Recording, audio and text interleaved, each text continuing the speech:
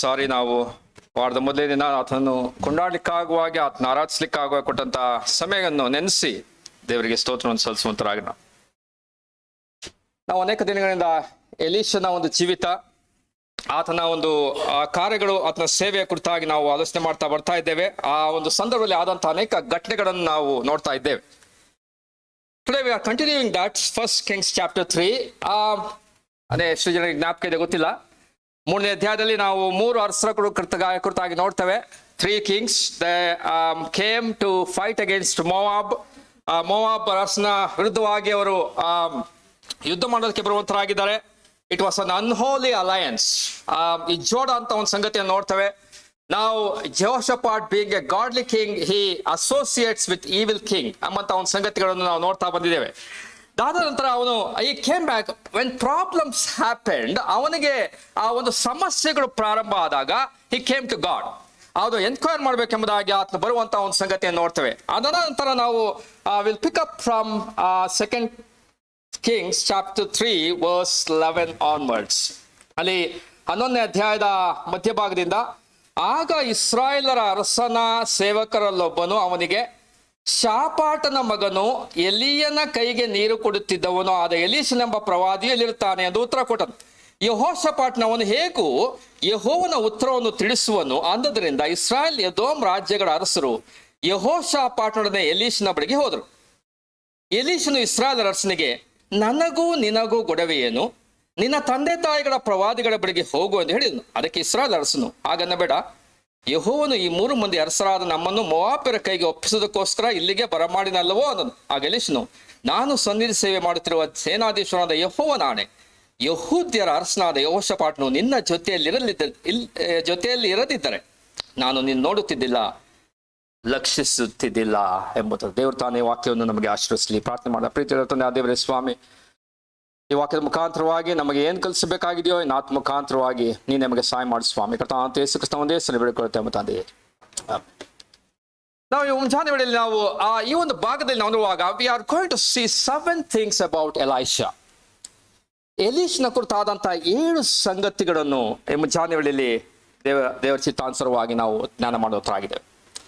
ಮೊದಲನೇದಾಗಿ ನಾವು ನೋಡುವಾಗ the first thing that we see about Elisha is humility. ಎಲೀಷನ ಒಂದು ದೀನ ಸ್ವಭಾವವನ್ನು ನಾವು ನೋಡ್ತಾ ಇದ್ದೇವೆ. The humility, how you are seeing it. ಅಲ್ಲಿ ನೋಡ್ರಿ, ಅಲ್ಲಿ ನೋಡುವಂತ ಒಂದು ಪದಪ್ರಯೋಗ ನೋಡ್ರಿ. ಎಲಿಯನ ಕೈಗೆ ನೀರು ಕೊಡುತ್ತಾ ಇದ್ದವರು. ನೀರು ಕೊಡುವಂಥದ್ದು, ಕಾಲಿಗೆ ನೀರು ಕೊಡೋದಾಗ್ಲಿ, ಕೈಗೆ ನೀರು ಕೊಡೋದಾಗ್ಲಿ, ಅಥವಾ ಯಾವುದೇ ಒಂದು ನೀರು ಕೊಡುವಂತ ಒಂದು ಸಂಗತಿ ಬರುವಾಗ it's not A high profile job, it's A low level job. It's A humble service. ಈ ಒಂದು ತಗ್ಗಿಸುವಿಕೆಯ ದೀನತೆಯ ಸೇವೆಯನ್ನು ಎಲೀಷನು ಮಾಡ್ತಾ ಇದ್ದ. Now we see his call in 1 Kings chapter 19. 19ನೇ ಅಧ್ಯಾಯದಲ್ಲಿ ದೇವರು ಅವನನ್ನು ಕರೆಯುತ್ತಾನೆ. ಎಲೀಷನು ಅಲ್ಲಿ 12 ಜೋಡಿ ಎತ್ತುಗಳನ್ನು ಆತನು ಉಳುತ್ತಾ ಇರುವಂತ ಸಮಯದಲ್ಲಿ ಎಲಿಯನು ಹೋಗಿ ಕಂಬಳಿ ಹಾಕ್ತಾನೆ. ಕಂಬಳಿ ಹಾಕದ ಮೇಲೆ he followed Elijah. ಆ ಸಮಯದಿಂದ ಆತನು ಪ್ರಾರಂಭ ಮಾಡಿದನು Elishah. he followed Elijah around 10 years. 10 ವರ್ಷಗಳ ಕಾಲ he was pouring water. Not one day, not few days, 10 years almost he was pouring water. He was assisting Elijah. Why this was required? God wanted to teach humility. ಅಲ್ಲಿ humbleness ಎಂಬಂತ ಒಂದು ಸಂಗತಿ, ಆ ದೀನತೆ ಒಂದು ಸಂಗತಿ, ತಗ್ಗಿಸುವಿಕೆ ಒಂದು ಸಂಗತಿ ಅಲ್ಲಿ ಎಲೀಷನ ಜೀವಿತದಲ್ಲಿ to bring that humility in his life. But God often trains us before he calls in to a major service or high level service. God trains us in specific areas. ಇಲ್ಲಿ ಎಲೀಷನಿಗೆ ಆ ಒಂದು preparation, he's giving water, pouring water ನೋಡುತ್ತರಾಗಿದ್ದೇವೆ. that speaks of the humility, humble service. ಪ್ರೇರೆ, ನಮ್ಮ ಜೀವಿತಗಳಲ್ಲಿ are we learning humility in our lives? ನಮ್ಮಲ್ಲಿ ಈ ಹ್ಯುಮಿಲಿಟಿಗೆ ವಿರುದ್ಧವಾದಂಥ ಸಂಗತಿ ಎಂದಾಗಿರುವಾಗ it means pride. The opposite of humility is pride. ಯಾವಾಗ ಅಹಂಭಾವ, ಗರ್ವ, ನಾನತ್ವ ಎಂಬಂತ ಒಂದು ಸಂಗತಿ ಬರ್ತದೋ, we will have destruction. Pride comes before destruction. ದೇವ್ರ ವಾಕ್ಯ ಹೇಳ್ತದೆ. ಗರ್ವ ಯಾವಾಗ ಬರ್ತದೋ, ಅಹಂಭಾವ ಯಾವಾಗ ಬರ್ತದೋ, ಅಲ್ಲಿ ಬೀಳುವಿಕೆ ಬಂದೇ ಬರ್ತದೆ. We will fail, we will fall, we will be destroyed. So we have to be very careful. We have to have humility as we progress in our Christian life.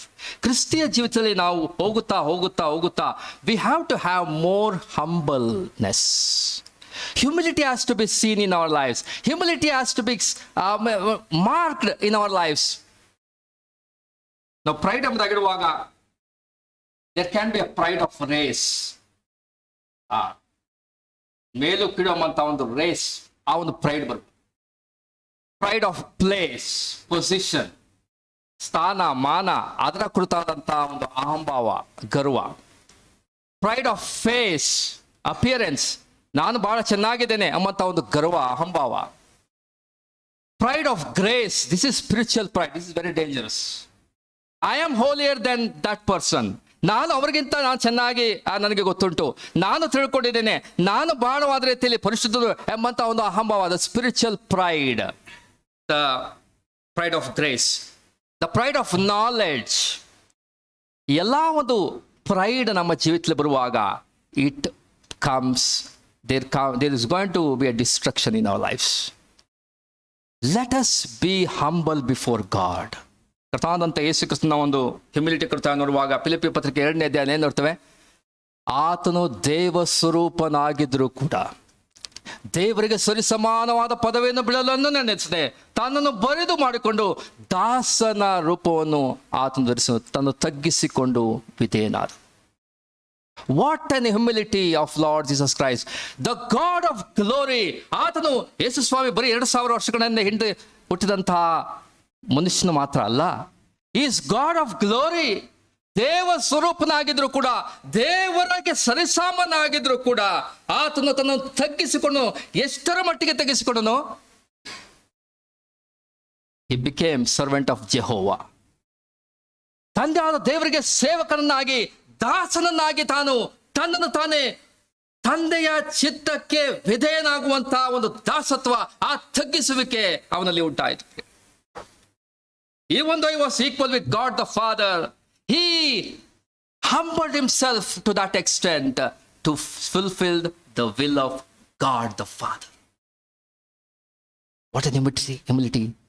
Can we comprehend the humility of Lord Jesus Christ? ಕಥಾದಂತ ಯೇಸು ಕಥಾ ತಗ್ಗಿಸುವಿಕೆ, ಆ ದಿನತೆಯನ್ನು ನಾವು ನಿಜವಾಗ್ಲೂ ಕೂಡ ಆ ಅರ್ಥ ಮಾಡಿಕೊಳ್ಳೋಕೆ ಸಾಧ್ಯವೋ? ನಮ್ಮ ಜ್ಞಾನಕ್ಕೆ ನಿಲುಕ್ತದೋ? He was humble. He was like a stranger in the place which he created. ಈ ಸೃಷ್ಟಿ ಮಾಡಿದ್ರು ಯಾರು? ಈ ಲೋಕವನ್ನು ಸೃಷ್ಟಿ ಮಾಡಿದಂಥವ್ರು ಯಾರು?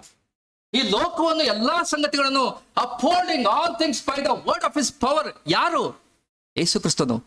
That Lord was like a stranger when he was in the face of this earth. ಇರುವುದಕ್ಕೆ ಸ್ಥಳವಂತಹ ರೀತಿಯಲ್ಲಿ ಆತನು ಹುಟ್ಟಿದಂಥ ಸಂಗತಿ. ಆತನ ಸೇವೆಯಲ್ಲಿ, public ಮಿನಿಸ್ಟ್ರಿಯಲ್ಲಿ didn't have his own place. ಆತನೇ ಆದಂಥ ಸ್ಥಳ ಇಲ್ಲ. He was there in the mountains praying all night. What in humility, what humbleness. He was obedient to the will of the Father by being humble. ಆತನು ಆ ಒಂದು ಹ್ಯುಮಿಲಿಟಿಯನ್ನು ನೋಡುವಂತರಾಗಿದೆ. ಪ್ರಿಯರೇ, ನನ್ನ ಜೀವಿತದಲ್ಲಿ let's be humble before God. ಕರ್ತನ ಮುಂದೆ ತಗ್ಗಿಸಿಕೊಳ್ಳ್ರೆ ಆಗಲ್ಲ, ನಮ್ಮನ್ನು ಮೇಲಕ್ಕೆ ತರ್ತಾನೆ.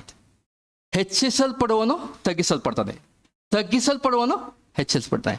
When we go down, when we are humble, God lifts us up. ಯೇಸು ಸ್ವಾಮಿ ಆತನು ಆ ತಗ್ಗಿಸುವ ಒಂದು ಕಾರ್ಯ, ಆ ವಿಧೇಯತೆಯ ಕಾರ್ಯವನ್ನು ಆತ ಮಾಡಿದಾಗ, ಈ ಕಾರಣದಿಂದ ಅದೇ ಫಿಲಿಪ್ಪಿ ಪತ್ರಿಕೆ ನೋಡ್ತೇವೆ, ದೇವರು ಆತನಿಗೆ ಅತ್ಯುನ್ನತ ಸ್ಥಾನವನ್ನು ಆತನು ಕೊಟ್ಟು ಎಲ್ಲ ಹೆಸರುಗಳಿಗಿಂತ ಉನ್ನತವಾದಂಥ ಹೆಸರನ್ನು ದಯಪಾಲಿಸಿದ್ದಾನೆ. God gave name above all names, Lord Jesus Christ. ಸ್ವರ್ಗ, ಮರ್ತ್ಯ, ಪಾತಾಳದಲ್ಲಿರುವುದು ಸಹ ಅಡ್ಡ ಆತನನ್ನು ಘನಪಡಿಸುವಂತ ಒಂದು ಸಂಗತಿ. So humility has to be seen in salvation, humility has to be seen in sanctification, humility has to be seen in service in our lives. Salvation ಬರುವಾಗ ಒಂದು ವೇಳೆ ಇನ್ನೂ ಸಹ ಕರ್ತ ಅಂತ ಯೇಸು ಕ್ರಿಸ್ತನನ್ನು ಅಂಗೀಕರಿಸಿಕೊಳ್ಳದಿರುವಂಥ, ರಕ್ಷಣೆ ಹೊಂದಿರುವಂಥ ಪ್ರಿಯರಿರುವುದಾದರೆ, you have to come humble before God. Lord, I am a sinner, ನಾನು ಪಾಪಿ ಆಗಿದ್ದೇನೆ ಸ್ವಾಮಿ. ರಿಮೆಂಬರ್ಸ್ ಪಬ್ಲಿಕನ್, ಆ ಸುಂಕದವನು ನೋಡ್ರಿ, ಸ್ವಾಮಿ ಎದೆ ಬಿಡುಕೊಳ್ತಾ, ನಾನು ಪಾಪಿ ಆಗಿದೆ ಸ್ವಾಮಿ, ನನ್ನ ಕರುಣಿಸು ಎಂಬುದಾಗಿ ಆತನು ಬಂದಾಗ ಆತ ನೀತಿವಂತನಾಗಿ. ಅದೇ ಪರಿಸಯನು ನಾನು ಅಹಂಭಾವದಿಂದ ಆತ ಅನೇಕ ಸಂಗತಿ ಹೇಳಿಕೊಡುವಾಗ he was not saved. Even in sanctification we need ಏನಂತೆ, humbleness before God. We need to have humility before God. ದಾವೀದನು ಹೇಳ್ತಾನೆ, ಕುಗ್ಗಿದ ಮನಸ್ಸು ದೇವರಿಗೆ ಇಷ್ಟ ಇಲ್ಲ. The contrite spirit, the broken spirit is pleasing to God.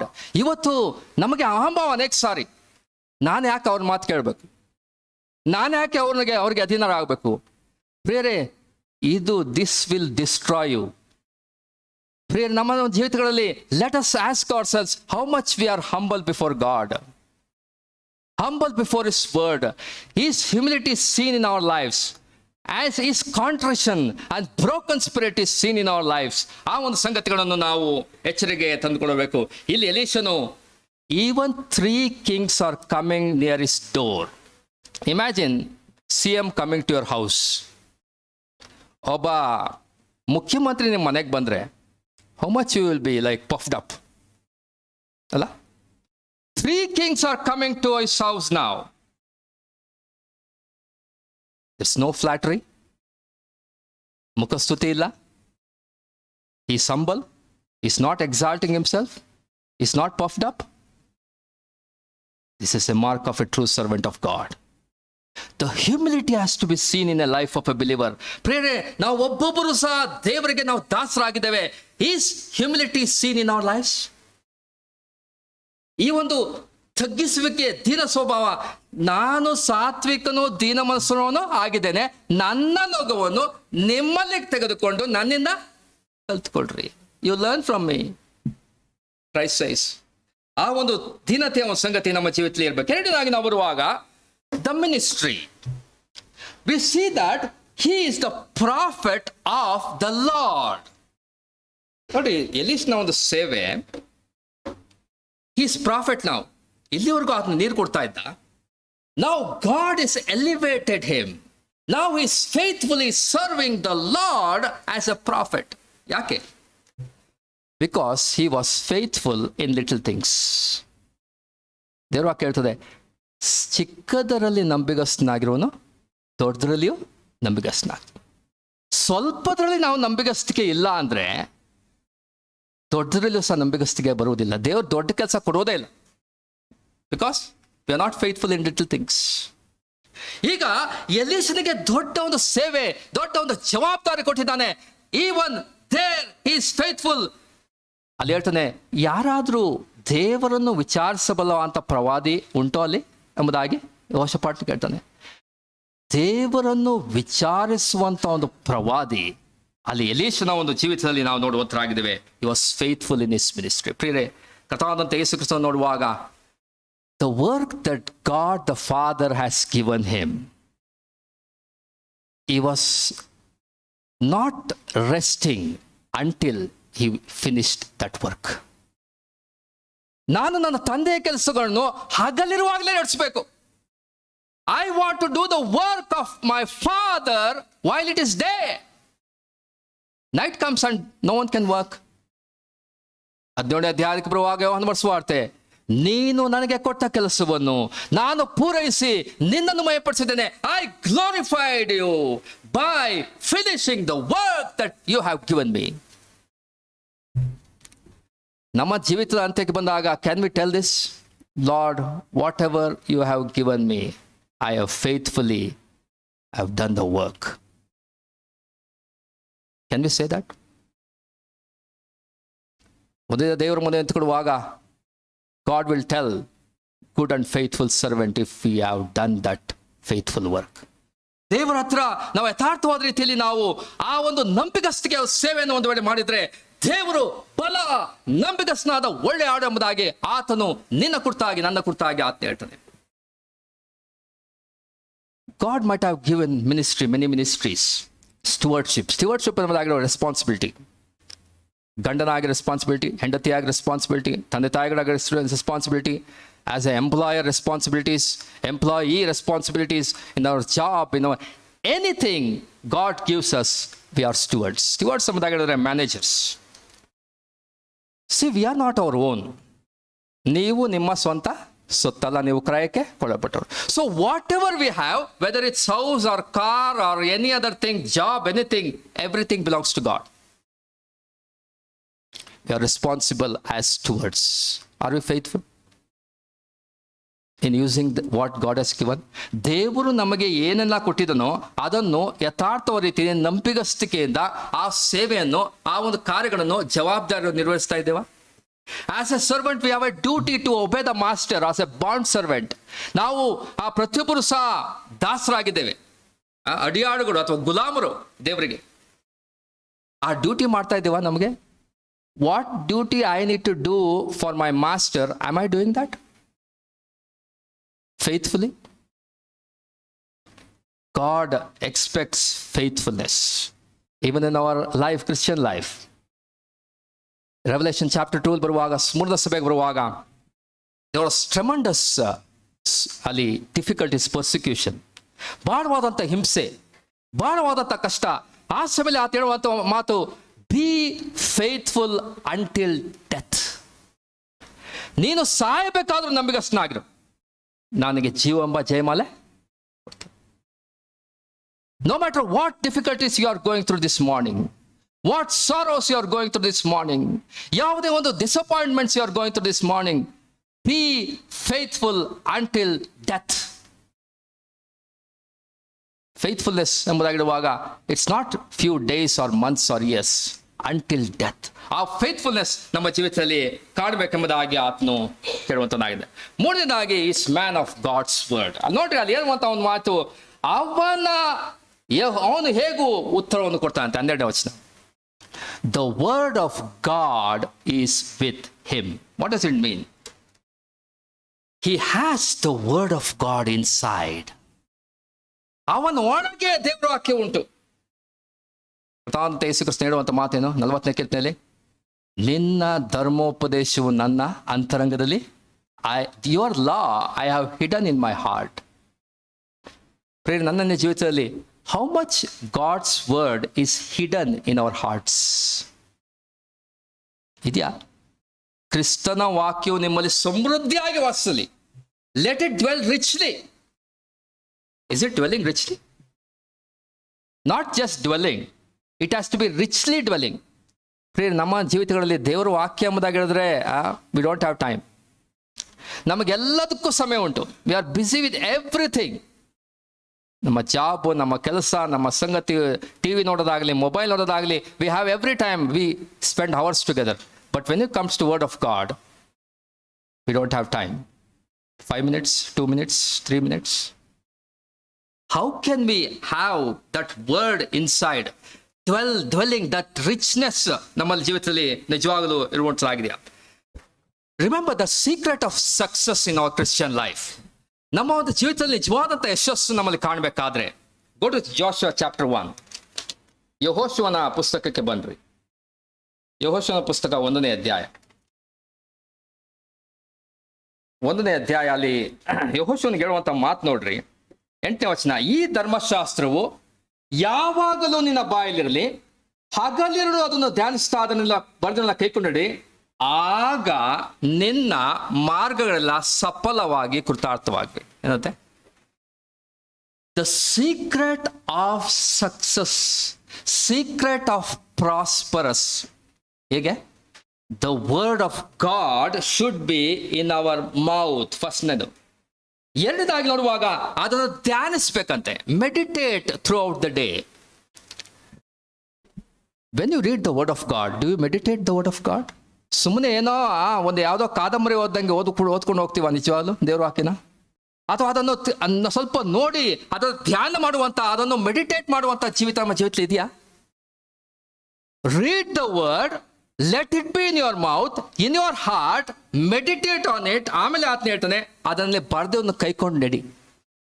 It's not just enough to read the word of God and keep it in ourselves without any effective walking.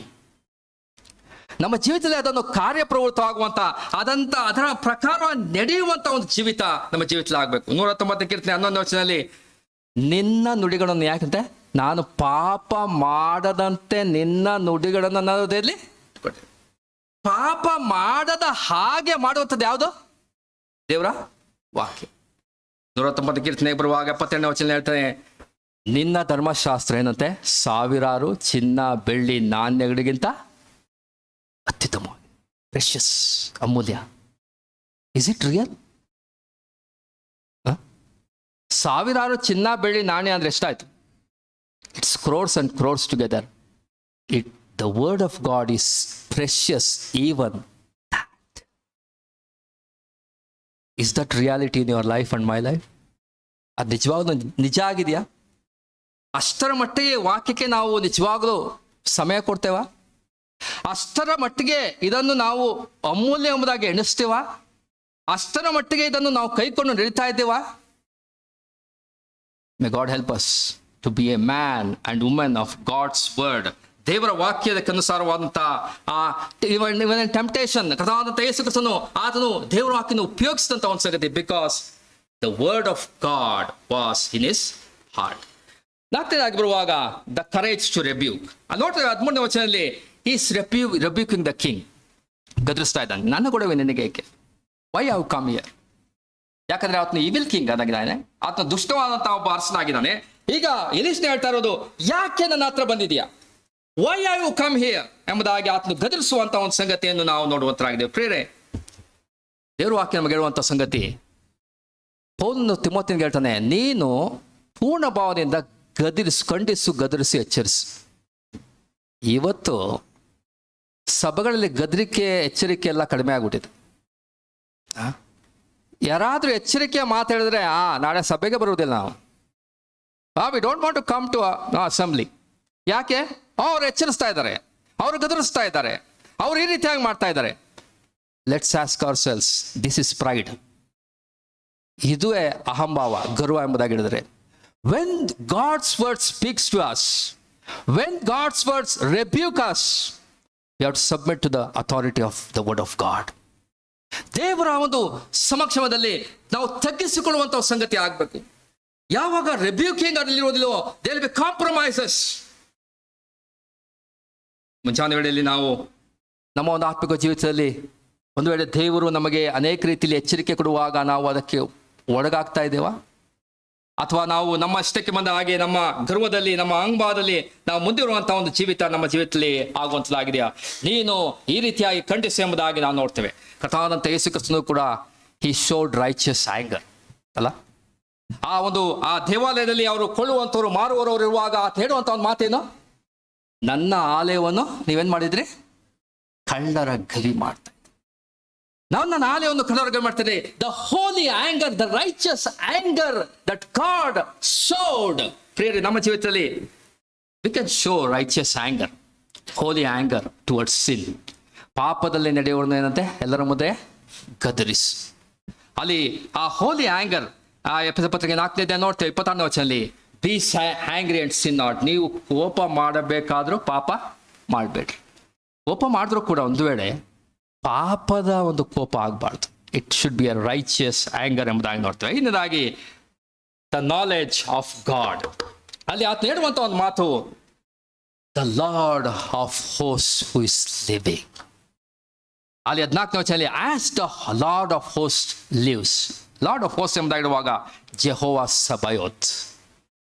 Jehovah Sabaoth ಎಂಬುದಾಗಿ ಹೇಳಿದ್ರೆ is the Lord of armies, Lord and captain of all the armies of heaven and earth ಎಂಬುದಾಗಿ ನೋಡ್ತೇವೆ. ನಾವು ಮೊದಲೇ ಸಾರಿ ಇದನ್ನು first Samuel chapter 1 verse 3 ನೋಡ್ತೇವೆ. One who is addressing God as Lord of host was Hannah. 12 ಮೊದಲನೇ ಸಾರಿ ದೇವರ ವಾಕ್ಯದಲ್ಲಿ Jehovah Sabaoth, Lord of the host ಎಂಬುದಾಗಿ ಅವ್ರು ಹೇಳುವಂತ ಒಂದು ಸಂಗತಿ ನೋಡ್ತೇವೆ. ನೋಡಿ, ಜ್ಞಾನೋಕ್ತಿಯ ಪುಸ್ತಕ ತೆಗಿರಿ, ಜ್ಞಾನೋಕ್ತಿ ಪುಸ್ತಕ 18ನೇ ಅಧ್ಯಾಯ. 18ನೇ ಅಧ್ಯಾಯದಲ್ಲಿ ಅಲ್ಲಿ ನೋಡ್ತೇವೆ, ಯೆಹೋವನ ನಾಮವು 10ನೇ ವಚನ ಬಲವಾದ ಬುರುಜಂತೆ. ಏನಂತೆ? ಯೆಹೋವನ ನಾಮ, the name of the lord is strong tower. ಈ ಟವರ್ ಒಳಗೆ ಹೋಗಿ ನಾವು ಸುರಕ್ಷಿತರಾಗಿರ್ಬೋದಂತೆ. The name of the Lord, Jehovah Sabaoth, or any other names, it's a very good study.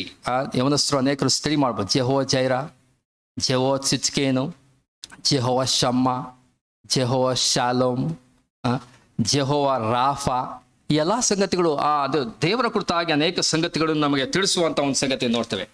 So Jehovah Sabaoth brings heavenly power to the aid of his children.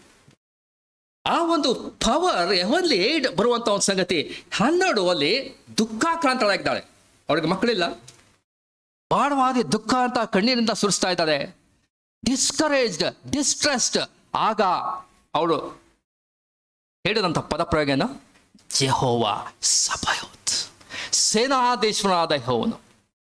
She went to the tower of Jehovah Sabaoth and took shelter in that. ಆ safety ಬರುವಾಗ ಆಗ ಅದನ್ನು ನೋಡ್ರಿ, ಆ ಎಂಡಲ್ಲಿ ನಾವು ನೋಡ್ತೇವೆ, ಯೋಹಾನನ ಪ್ರಾರ್ಥನೆ ಕೊನೆಗೆ ಬರುವಾಗ ನೋಡ್ತೇವೆ, after that prayer the sorrow was not in her face. ಅವಳ ಮುಖದಲ್ಲಿ ದುಃಖ ಕಾಣಲೇ ಇಲ್ವಂತ. ಎಂದು ಆ ಒಂದು ಸಾರೋ, ಅವಳಿಗಿದ್ದಂತ ಒಂದು ದುಃಖ, ಆ ಮಕ್ಕಳಿಲ್ಲವಂತ ಒಂದು ಕೊರಗು, ಅವೆಲ್ಲವೂ ಸಹ ಹೊರಟು ಹೋಯ್ತು. Immediately she went to the name of that God, the strong tower. ದಾವೀದನು ಕೂಡ ಗೊಲ್ಯಾತನನ್ನು ಸೋಲಿಸುವಾಗ ವಾಟ್ ಡಿಡ್ ಹಿ ಟೆಲ್? ಸೇನಾಧೀಶ್ವರನಾದ ಯೆಹೋವನ ನಾಮದಲ್ಲಿ ನಿನ್ನ ಬಳಿಗೆ ಯೆಹೋವ ಸಬಾಯೋತ್, our Lord's army, the host, the captain of that host, that heavenly aid, he depended on that name of the Lord. ಯಾವಾಗ ಹೋದನು, God gave the victory.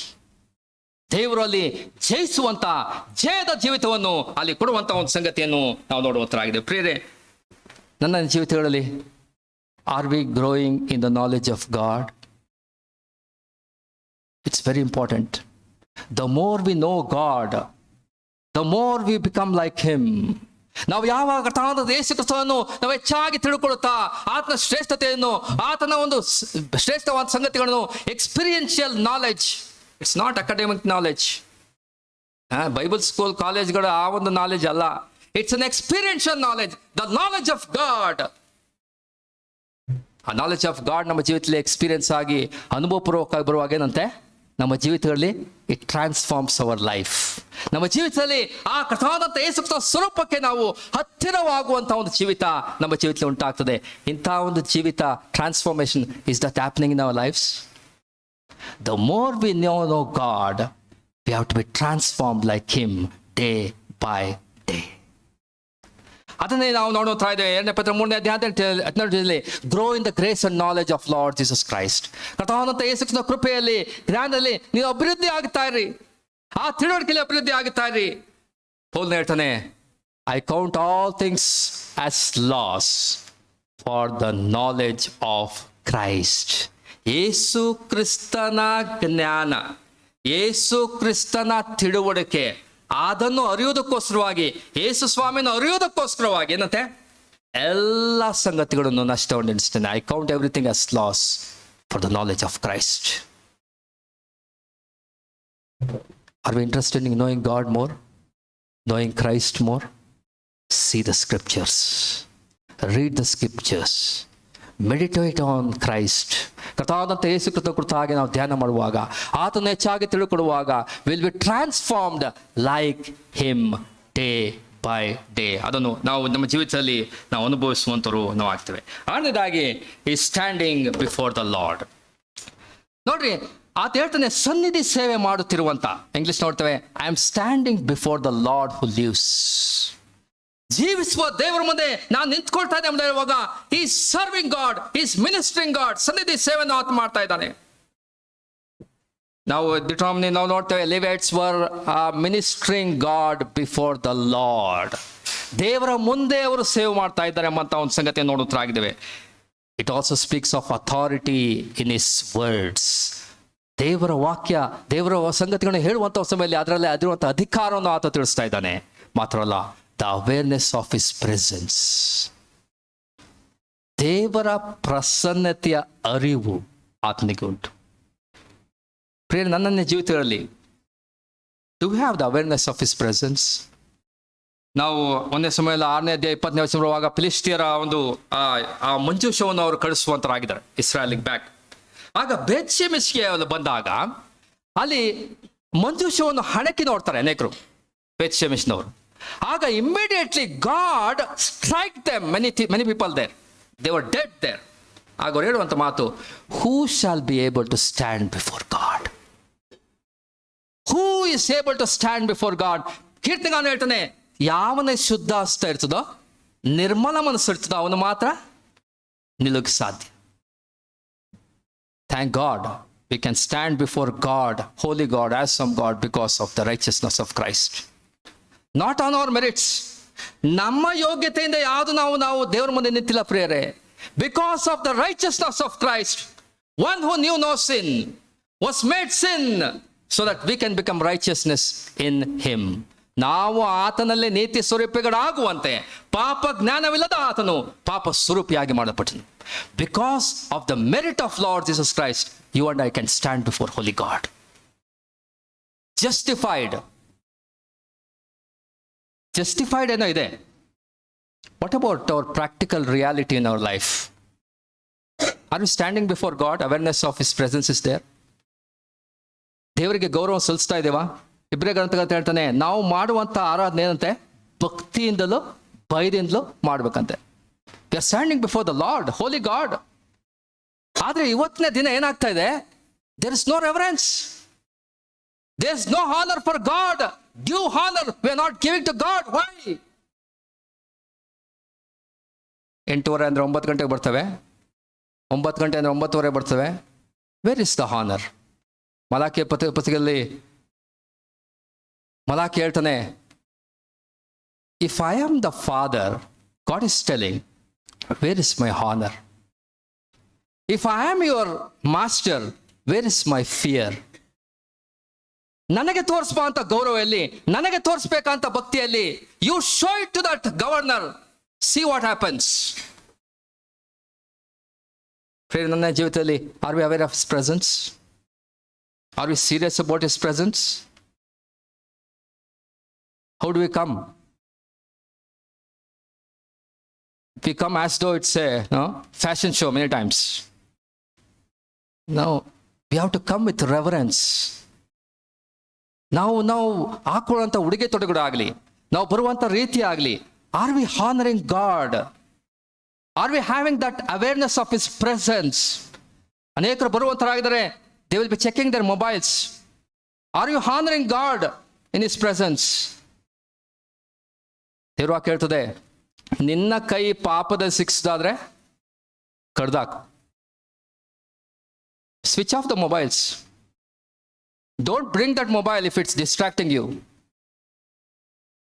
Wear is my honour? ನನಗೆ ತೋರಿಸ್ಬೇಕಂತ ಭಯಭಕ್ತಿಯಲ್ಲಿ, ನನಗೆ ತೋರಿಸ್ಬೇಕಂತ ಗೌರವ ಎಲ್ಲಿ ಅಂತಾಗಿ ದೇವರು ಕೇಳಿದ್ರೆ, what you answer? No, we are justified. Christ is our justifier. ನಾವು ಆತನಲ್ಲಿ we are standing in him. Thank God. It is not that we would have been dead. Who can stand in the presence of God? ಆದರೂ ಕೂಡ we need to have practical awareness of the presence of God. Wherever we go, ಯಾವುದೇ ಸ್ಥಳಕ್ಕೆ ಹೋಗಲಿ, ಎಲ್ಲೇ ಹೋಗಲಿ, have the awareness of the presence of God. That will change your life. In your secret life, in your job, wherever you go, have the awareness of the presence of God. ದೇವರ ಸಮಕ್ಷಮದ ಪ್ರಸನ್ನತೆಯ ಅರಿವಿನಿಂದ ನಾವು ಯಾವುದೇ ಕಾರ್ಯಗಳನ್ನು ಮಾಡಬೇಕು. That will change us from inside. ಅದು ಆಂತರ್ಯದಿಂದ ನಮ್ಮನ್ನು ಅಲ್ಲಿ ಪರಿವರ್ತನೆಗೊಳ್ಳುವಂಥ ಒಂದು ಸಂಗತಿಯನ್ನು ನೋಡುವಂತರಾಗಿದ್ದೇವೆ.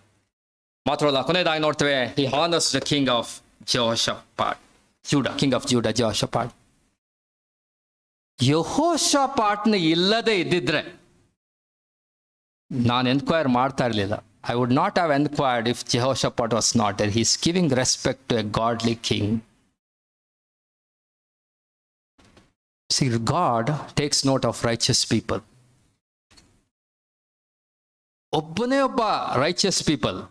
ಸೊದೋಮ್ ಗೊಮರ ಸಂಪೂರ್ಣವಾಗಿ ನಾಶವಾಗ್ತಾ ಇರುವಾಗ ನೀತಿವಂತನಾಗಿದ್ದ ಲೋಟನನ್ನು ತಪ್ಪಿಸ್ತಾನೆ. Because of righteousness of one person he save that family also.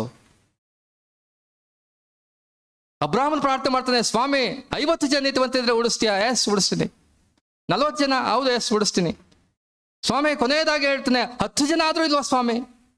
S, 10 ಜನ ಆದ್ರೂ ಉಳಿಸ್ತೀನಿ. God takes note of righteous people. One righteous person in a family, in an assembly, can make a difference. One righteous person can impact many people. May God help us to be that kind of righteous persons. That godliness might be seen in our lives. ಅಂತ ಒಂದು ದೈವ ಭಕ್ತಿ, ಅಂತ ಒಂದು ನೀತಿವಂತಿಕೆ, ಪ್ರಾಯೋಗಿಕವಾದ ನೀತಿವಂತಿಕೆ ನಮ್ಮ ಜೀವಿತದಲ್ಲಿ ಕಾಣಲಿ. In honor, prefer one another. Do good to all, especially to the household of faith.